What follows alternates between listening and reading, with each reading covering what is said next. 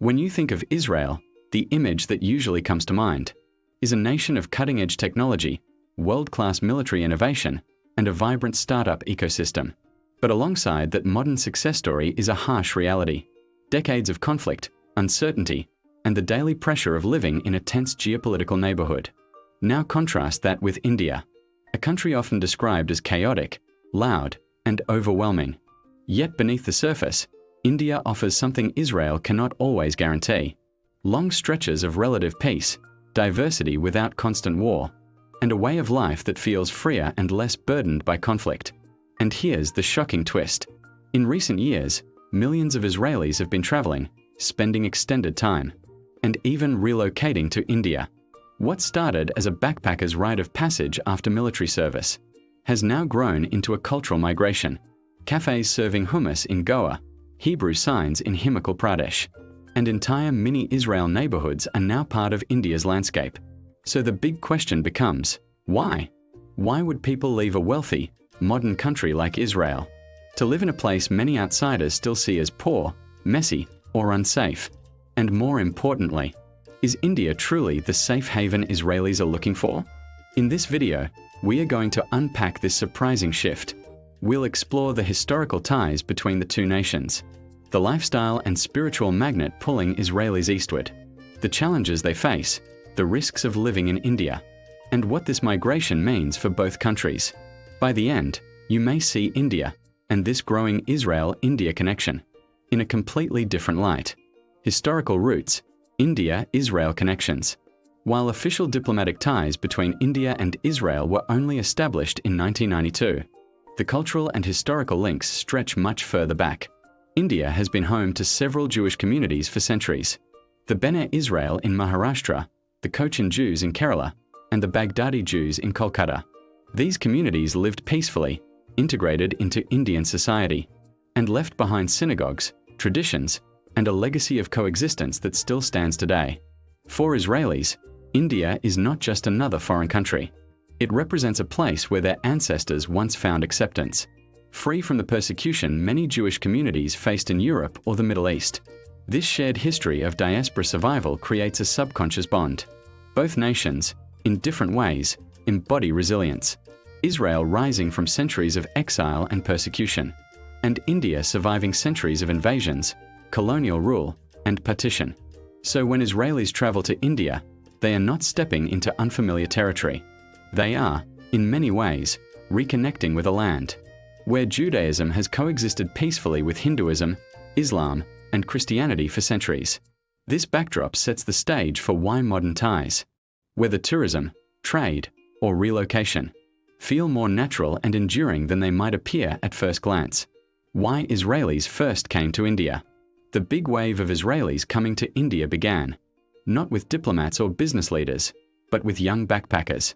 After finishing their mandatory military service, many Israeli men and women feel an intense need to escape structure, discipline, and constant tension. India offered the perfect antidote, a place that was cheap, spiritual, and endlessly adventurous. From the 1990s onwards, word spread quickly among Israeli youth.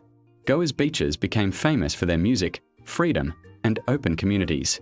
Himachal Pradesh, with towns like Kaisal and Dharamkot, became a mountain retreat, where Hebrew is commonly heard. Rishikesh and Pushkar, with their yoga schools and temples, turned into sanctuaries for those seeking peace.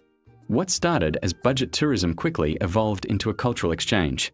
Locals welcomed Israelis with warmth, while returning travelers told their friends back home about India's affordability, spirituality, and openness. Soon, India wasn't just a travel stop. It became a second home for thousands. These first waves laid the foundation for today's trend of Israelis not only visiting but staying longer, opening businesses, and in some cases, settling permanently. The spiritual magnet. Beyond beaches and mountains, the real magnet pulling Israelis to India is spirituality. Israel, despite its religious heritage, is often experienced by young people as a place of military duty, political tension, and constant vigilance. For many, daily life feels rigid and heavy. India offers the opposite, a chance to explore meditation, yoga, ashrams, and philosophies that encourage slowing down, reflecting, and reconnecting with oneself. Cities like Rishikesh, the global capital of yoga, attract thousands of Israelis each year.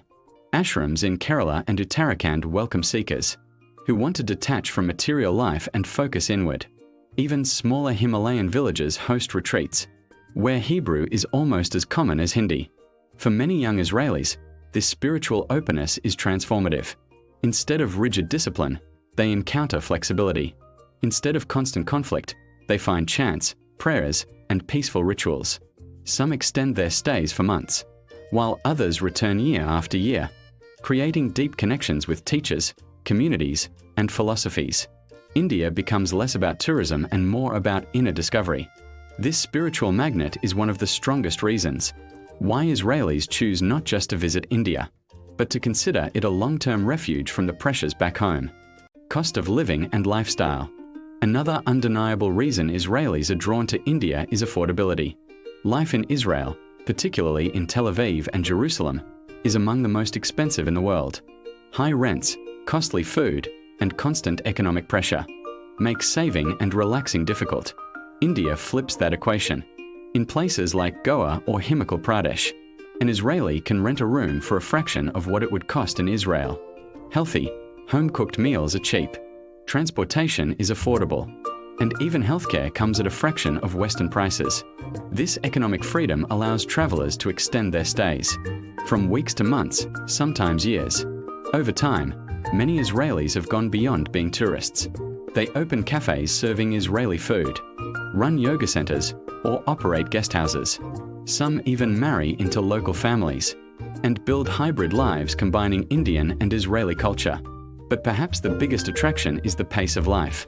In contrast to Israel's fast, stressful, high-security environment, India offers a slower rhythm.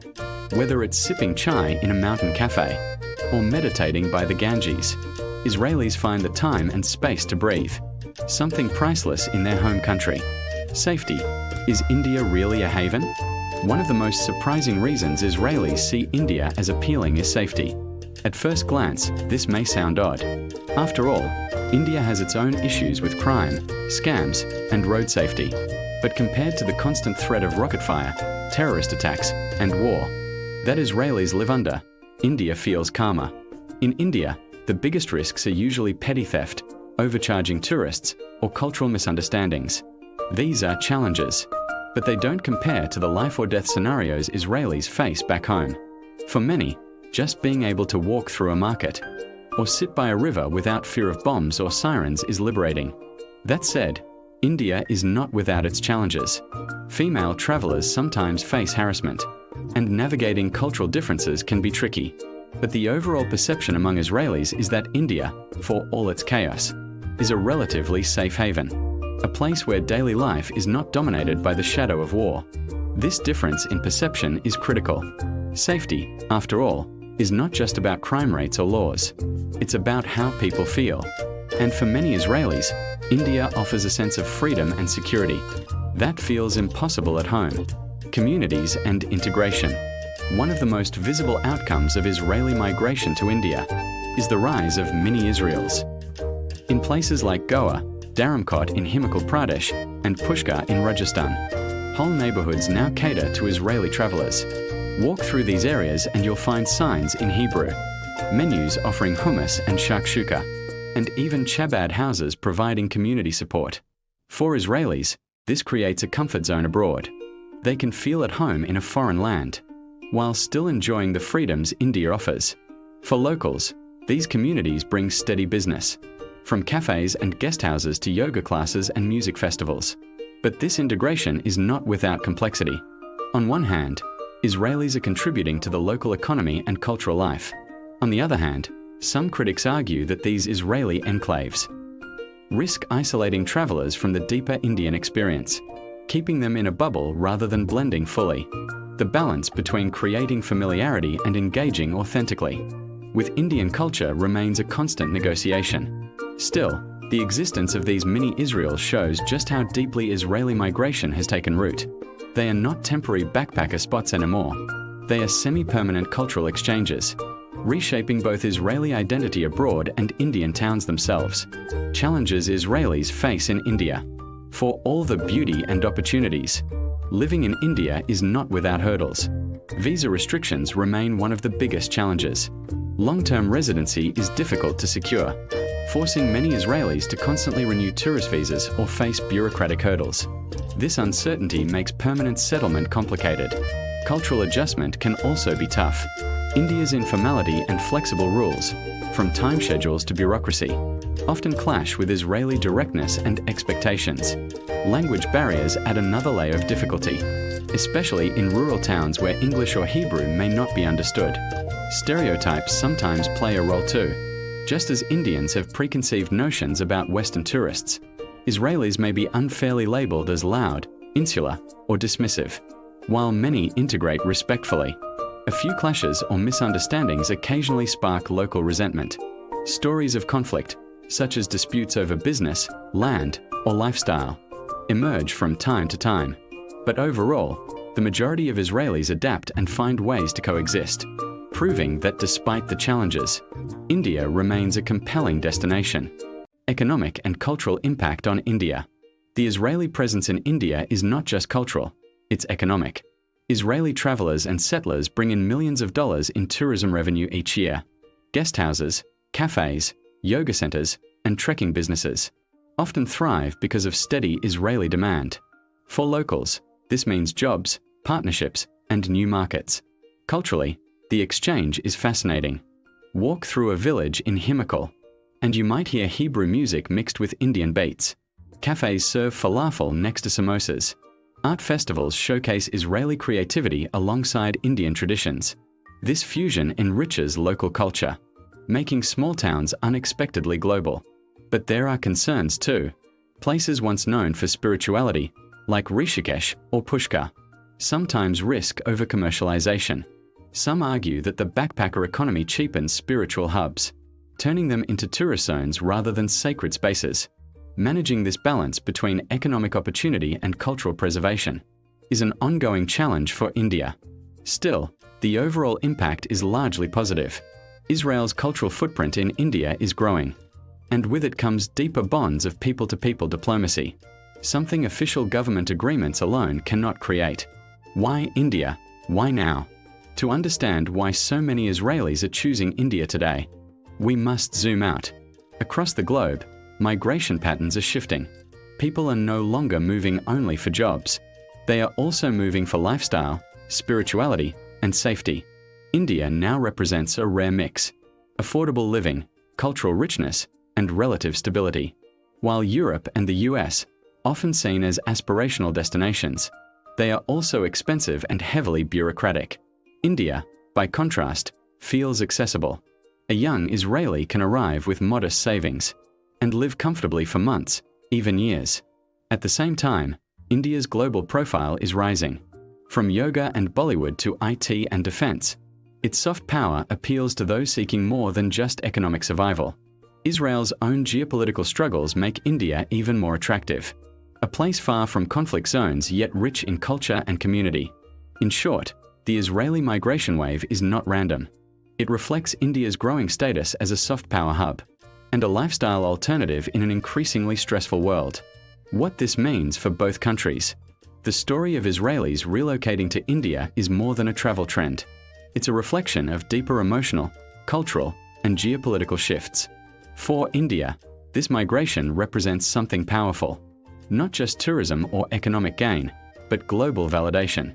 India is no longer seen only as a land of temples and traffic. It's being recognized as a sanctuary, a place where people from conflict zones come to breathe, heal, and rebuild. This is soft power in its purest form. India's appeal isn't just in its GDP or tech exports. It's in its ability to offer peace in a chaotic world. For decades, India has been a spiritual magnet. Now, it's becoming a lifestyle magnet too. Hosting Israelis who see it as a refuge reinforces India's image as a tolerant, diverse, and emotionally rich society. For Israel, this migration reveals something equally profound. It's not just about escaping high costs or military stress. It's about the psychological toll of living under constant threat. India, with all its imperfections, offers that contrast. It's chaotic, yes, but it's not combative. It's unpredictable, but not unsafe in the same way. This migration also challenges traditional ideas of what people seek abroad. It's no longer just about chasing wealth or career advancement. It's about emotional well-being, identity, and spiritual connection. Israelis choosing India reflects a new kind of migration, one driven by inner needs rather than external pressures. And that's a lesson for the world. As global stress rises, from climate anxiety to political polarization, people will increasingly seek places that offer emotional refuge. India's ability to provide that, even to citizens of a modern, wealthy nation, is a testament to its unique cultural depth. The India-Israel connection is also reshaping diplomacy, not through trade deals or defense pacts alone, but through people-to-people relationships, through shared meals, yoga classes, festivals, and friendships.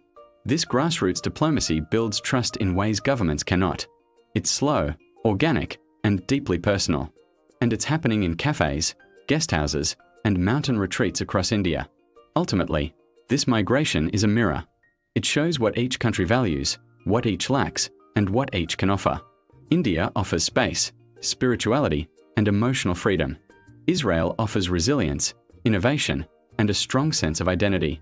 Together, they form a partnership not just of nations, but of individuals seeking meaning in a complex world.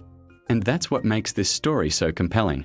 It's not just geopolitics, it's human. It's not just migration, it's transformation. So what does this all add up to? We've explored a migration story that defies expectations. Millions of Israelis are choosing India, not just as a travel destination, but as a place to live, reflect, and grow. They're drawn by India's affordability, spirituality, and emotional openness. They're staying for the peace, the pace, and the possibility of a different life. This isn't just about escaping Israel's challenges. It's about embracing India's offerings. From yoga retreats in Rishikesh to hummus cafes in Goa, from spiritual ashrams to mountain villages with Hebrew signs, India is becoming a second home for thousands of Israelis. And that's a shift worth paying attention to, because it tells us something about the future of migration. It's no longer just about economics or politics. It's about emotional geography. Where do people feel safe? Where do they feel free? Where can they breathe without fear? India, for many Israelis, answers those questions. And for India, this migration is a badge of honor. It shows that the country's soft power, its culture, its spirit, its humanity, is resonating far beyond its borders. But this story also comes with responsibility. India must protect the very qualities that make it attractive: its openness, its tolerance, its spiritual depth. As more people arrive, the challenge will be to preserve authenticity, while embracing diversity. For Israelis, the journey to India is often transformative. They arrive seeking escape, and leave with new perspectives, friendships, and sometimes even new homes. For India, hosting this migration is a chance to deepen its global role, not just as a tech hub or economic giant, but as a cultural sanctuary, a place where the world's weary can come to rest. So what's next? Will this trend grow? Will more Israelis, and perhaps others, see India as a long-term refuge? Time will tell. But one thing is clear: India is no longer just a destination. It's a decision, a choice people make when they want to live differently. And that's a powerful shift. Now it's your turn. Would you consider relocating to India for peace, purpose, or perspective? Do you think India can truly be a haven in today's world? Drop your thoughts in the comments below. And if this story moved you, like this video, share it with friends, and subscribe for more global deep dives. Because the world is changing, and India is right at the heart of it.